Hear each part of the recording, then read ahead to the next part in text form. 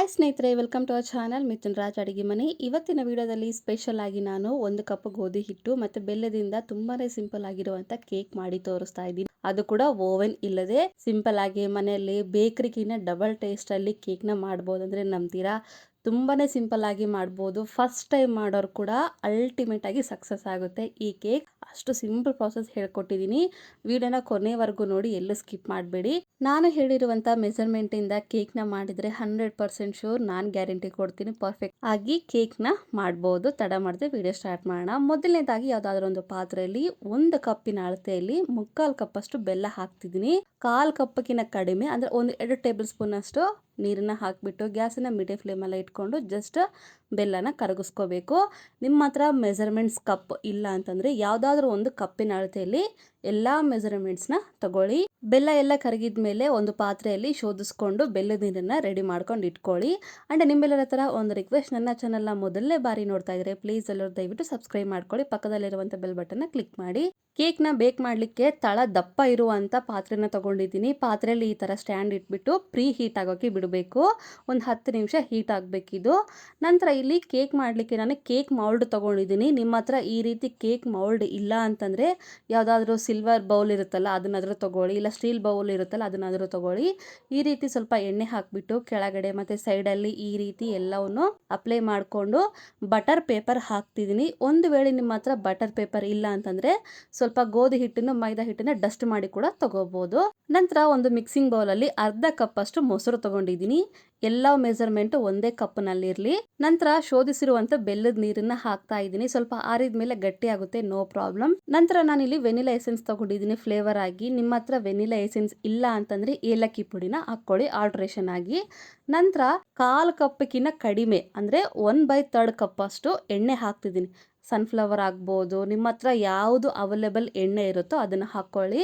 1/4 ಕಪ್ಗಿನ್ನ ಕಡಿಮೆ ಹಾಕ್ಕೋಬೇಕು. 1/3 ಕಪ್ ಅಷ್ಟು ಹಾಕ್ಕೋಬೇಕು. ಮೆಜರ್ಮೆಂಟ್ ಕಪ್ ಇದ್ರೆ ಓಕೆ, ಇಲ್ಲ ಅಂದರೆ ಕಪ್ಪಿನ ಅಳತೆಯಲ್ಲಿ 1/4 ಕಪ್ಗಿನ್ನ ಕಡಿಮೆ ಎಣ್ಣೆನೆ ಹಾಕ್ಕೊಂಡು ಒಂದೇ ಡೈರೆಕ್ಷನ್ ಅಲ್ಲಿ ಈ ರೀತಿ ನೀಟಾಗಿ ಕಲಿಸ್ಕೊಂಡು ರೆಡಿ ಮಾಡ್ಕೊಂಡು ಇಟ್ಕೊಳ್ಳಿ. ನಂತರ ಸಣ್ಣದಾಗಿ ಕಟ್ ಮಾಡ್ಕೊಂಡಿರುವಂಥ ಬಾದಾಮಿನ ಹಾಕ್ತಿದ್ದೀನಿ 1 ಟೇಬಲ್ ಸ್ಪೂನ್ ಅಷ್ಟು. 1 ಟೀ ಸ್ಪೂನ್ ಅಷ್ಟು ಕಪ್ಪು ದ್ರಾಕ್ಷಿ, 1 ಟೀ ಸ್ಪೂನ್ ಅಷ್ಟು ಗೋಡಂಬಿನ ಹಾಕ್ಕೊಂಡು ಒಂದೇ ಡೈರೆಕ್ಷನ್ ಅಲ್ಲಿ ಇನ್ನೊಂದ್ಸರಿ ನೀಟಾಗಿ ಕಲಿಸ್ಕೊಂಡು ಈ ರೀತಿ ರೆಡಿ ಮಾಡ್ಕೊಳ್ಳಿ. ನಂತರ ಒಂದು ಸ್ಟ್ರೈನರ್ ಇಟ್ಬಿಟ್ಟು 1 ಕಪ್ಪಿನ ಅಳತೆಯಲ್ಲಿ 1 ಕಪ್ ಅಷ್ಟು ಗೋಧಿ ಹಿಟ್ಟನ್ನು ಹಾಕ್ತಾ ಇದ್ದೀನಿ. ಕಂಪಲ್ಸರಿ ಆಗಿ ಜರಡಿ ಮಾಡ್ಕೋಬೇಕು. ನಂತರ 1.5 ಟೇಬಲ್ ಸ್ಪೂನ್ ಅಷ್ಟು ಕೋಕೋ ಪೌಡರ್ನ ಹಾಕ್ತಾ ಇದ್ದೀನಿ. ನಿಮ್ಮ ಹತ್ರ ಒಂದು ವೇಳೆ ಈ ರೀತಿ ಕೋಕೋ ಪೌಡರ್ ಇಲ್ಲ ಅಂತಂದ್ರೆ ಬೆಲ್ಲ ಕರಗಿಸ್ಕೋಬೇಕಾದ್ರೇನೆ 1 ಅಥವಾ 2 ಚಾಕ್ಲೇಟನ್ನು ಹಾಕಿ ಕರಗಿಸ್ಕೊಂಡ್ರೆ ಈ ರೀತಿ ಚಾಕ್ಲೇಟ್ ಫ್ಲೇವರ್ ಬರುತ್ತೆ. ನಂತರ 1 ಟೀ ಸ್ಪೂನ್ ಅಷ್ಟು ಬೇಕಿಂಗ್ ಪೌಡರ್, ನಂತರ 1/2 ಟೀ ಸ್ಪೂನ್ ಅಷ್ಟು ಬೇಕಿಂಗ್ ಸೋಡಾ ಹಾಕಿ ಈ ರೀತಿ ಜರಡಿ ಮಾಡ್ಕೋಬೇಕು. ಈ ರೀತಿ ಜರಡಿ ಮಾಡ್ಕೊಳೋದ್ರಿಂದ ಅಲ್ಲಲ್ಲಿ ಲಂಪ್ಸ್ ಥರ ಫಾರ್ಮ್ ಆಗೋದಿಲ್ಲ, ಉಂಡೆ ಥರ ಆಗೋದಿಲ್ಲ. ಎಲ್ಲವನ್ನು ನೀಟಾಗಿ ಜರಡಿ ಮಾಡ್ಕೊಂಡಿದ್ಮೇಲೆ ಒಂದೇ ಡೈರೆಕ್ಷನಲ್ಲಿ ಈ ರೀತಿ ಬೀಟರಿಂದ ಕಲಿಸ್ಕೋಬೇಕು. ಮತ್ತೆ ಹೇಳ್ತಿದ್ದೀನಿ, ಹೆಂಗೆ ಬೇಕಾದ್ರಂಗೆ ಕಲಿಸ್ಕೋಬಾರ್ದು, ಒಂದೇ ಡೈರೆಕ್ಷನಲ್ಲಿ ಕಲಿಸ್ಕೋಬೇಕು. ಜಾಸ್ತಿ ಪ್ರೆಷರ್ ಕೊಟ್ಟು ಕೂಡ ಕಲಿಸ್ಕೋಬೇಡಿ. ಮತ್ತೆ ಹೇಳ್ತಿದ್ದೀನಿ, ತುಂಬ ಸ್ಮೂತಾಗಿ ಕಲಿಸ್ಕೋಬೇಕು.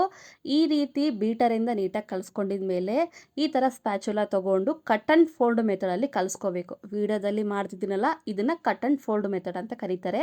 ಇದೇ ಥರನೇ ಮಾಡ್ಕೋಬೇಕು. ಇಷ್ಟು ಸಿಂಪಲ್ ಆಗಿ ಕೇಕ್ ಮಾಡ್ತೀರಾ ಅಂತ ಅಂದ್ಕೊಂಡ್ರೆ ಬೇಕರಿಯಿಂದ ಗ್ಯಾರಂಟಿಯಾಗಿ ಯಾವತ್ತೂ ತರೋದಿಲ್ಲ. ನೋಡಿದ್ರೆ ಕನ್ಸಿಸ್ಟೆನ್ಸಿ ಹೀಗೆ ಇರಲಿ. ನಂತರ ರೆಡಿ ಮಾಡಿರುವಂಥ ಕೇಕ್ ಮೌಲ್ಡ್ಗೆ ಹಾಕ್ತಾ ಇದ್ದೀನಿ. ಗಟ್ಟಿಯಾಗಿದೆ ಅಲ್ಲಪ್ಪ ಕೇಕ್ ಬರುತ್ತಾ ಅಂತ ಅನ್ಕೋಬೋದು ನೀವು. ಆರಾಮಾಗೆ ಬರುತ್ತೆ, ನೋ ಟೆನ್ಷನ್. ಮಾಡಿ ನೋಡಿ, ಬಂದಿಲ್ಲ ಅಂತಂದರೆ ಅವಾಗ ನನ್ನ ಕೇಳಿ, ನಾನು ಆನ್ಸರ್ ಮಾಡ್ತೀನಿ. ಈ ರೀತಿ ಎಲ್ಲವನ್ನು ನೀಟಾಗಿ ಈವನಾಗಿ ಸ್ಪ್ರೆಡ್ ಮಾಡಿದ ಮೇಲೆ 1-2 ಸರಿ ಈ ಥರ ಟ್ಯಾಪ್ ಮಾಡಿಬಿಟ್ಟು ಮೇಲ್ಗಡೆ ಸ್ವಲ್ಪ ಗಾರ್ನಿಷ್ ಆಗಿರಲಿ ಅಂತ ನಾನು ಕಪ್ಪು ದ್ರಾಕ್ಷಿ, ಗೋಡಂಬಿ, ಬಾದಾಮಿನ ಡೆಕೋರೇಟ್ ಮಾಡ್ತಿದ್ದೀನಿ. ಕೇಕ್ ಮೇಲೆ ಡೆಕೋರೇಷನ್ ಆಗಿ ಇವನ್ನೇ ಹಾಕ್ಕೋಬೇಕು ಅಂತೇನಿಲ್ಲ. ನಿಮ್ಮ ಹತ್ರ ಟೂಟಿ ಫ್ರೂಟಿ ಇದ್ರೆ ಹಾಕ್ಕೊಳ್ಳಿ, ಇಲ್ಲಾಂದರೆ ಕಲರ್ಫುಲ್ ಆಗಿ ಚಿಪ್ಸ್ ಬರುತ್ತಲ್ಲ ಅದನ್ನಾದರೂ ಹಾಕ್ಕೊಳ್ಳಿ, ಇಲ್ಲ ಕೋಕೋ ಚಿಪ್ಸ್ ಬರುತ್ತಲ್ಲ ಅದನ್ನಾದರೂ ಹಾಕ್ಕೊಳ್ಳಿ. ನಿಮ್ಮ ಹತ್ರ ಯಾವುದು ಅವೈಲೇಬಲ್ ಇರುತ್ತೋ ಅದನ್ನು ಹಾಕ್ಕೊಳ್ಳಿ. ಇವಾಗ ಕೇಕ್ ರೆಡಿ ಆಯಿತು. ಪ್ರೀ ಹೀಟ್ ಮಾಡೋಕೆ ಇಟ್ಟಿದ್ವಲ್ಲ ಅದ್ರ ಮೇಲೆ ಇವಾಗ ಕೇಕನ್ನ ಇಟ್ಬಿಟ್ಟು ಮುಚ್ಚಳನ ಮುಚ್ಚಿ 25 ನಿಮಿಷದಿಂದ 30 ನಿಮಿಷದವರೆಗೆ ನಾವು ಇದನ್ನ ಬೇಕ್ ಮಾಡ್ಕೋಬೇಕು ಮೀಡಿಯಂ ಫ್ಲೇಮಲ್ಲಿ. ಅದೇ ನೀವು ಓವೆನಲ್ಲಿ ಮಾಡ್ತೀರಾ ಅಂತಂದರೆ 170 ಡಿಗ್ರಿ ಸೆಲ್ಸಿಯಸ್ನಲ್ಲಿ ಇಟ್ಬಿಟ್ಟು 30ರಿಂದ 35 ನಿಮಿಷದವರೆಗೂ ಬೇಕ್ ಮಾಡ್ಕೋಬೇಕು. 30 ನಿಮಿಷ ಆದಮೇಲೆ ಈ ರೀತಿ ಚಾಕುವಿಂದ ಚುಚ್ಚಿ ನೋಡಿದಾಗ ಒದ್ದೆ ಥರ ಬರಬಾರ್ದು, ಡ್ರೈ ಆಗಿರಬೇಕು. ಆವಾಗ ಕೇಕ್ ಪರ್ಫೆಕ್ಟ್ ಆಗಿದೆ ಅಂತ ಅರ್ಥ. ಒಂದು ವೇಳೆ ನಿಮಗೆ ಒದ್ದೆ ಥರ ಆಯಿತು, ನೀರು ಥರ ಅಂತ ಅನ್ನಿಸ್ತಿದೆ ಅಂದರೆ ಇನ್ನೊಂದು 10 ನಿಮಿಷ ಇಟ್ಬಿಟ್ಟು ಬೇಕ್ ಮಾಡ್ಕೊಳ್ಳಿ. ಕರೆಕ್ಟಾಗಿ ಬರುತ್ತೆ ಕೇಕ್. ಸೈಡಲ್ಲಿ ಚಾಕುವಿನ ಸಹಾಯದಿಂದ ಈ ರೀತಿ ಎಲ್ಲವನ್ನು ಲೂಸ್ ಮಾಡಿಕೊಂಡು ನಂತರ ರಿವರ್ಸ್ ಮಾಡಿ ಬಟರ್ ಪೇಪರ್ನ ತೆಗೆದು ತೋರಿಸ್ತಾ ಇದ್ದೀನಿ ನೋಡಿ.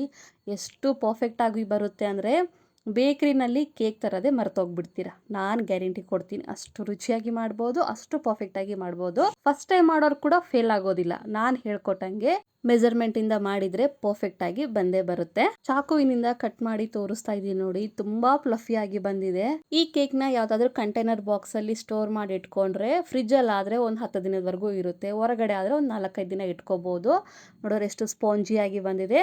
ಒಂದ್ಸಾರಿ ನಾನು ಹೇಳ್ಕೊಟ್ಟಂಗೆ ಮೆಜರ್ಮೆಂಟಿಂದ ಮಾಡಿ ನೋಡಿ, ಪರ್ಫೆಕ್ಟಾಗೇ ಬರುತ್ತೆ. ಈ ರೆಸಿಪಿ, ಈ ಕೇಕ್ ನಿಮಗೆ ಇಷ್ಟ ಆದರೆ ನನ್ನ ಚಾನಲ್ನ like, share, comment and subscribe ಮಾಡ್ಕೊಳ್ಳೋದನ್ನು ಮಾತ್ರ ಮರಿಬೇಡಿ. ಓಕೆನಾ? ಮುಂದಿನ ವಿಡಿಯೋದಲ್ಲಿ ಮತ್ತೆ ಸಿಗ್ತೀನಿ. ಅಲ್ಲಿವರೆಗೂ ಟೇಕ್ ಕೇರ್. ಬಾಯ್.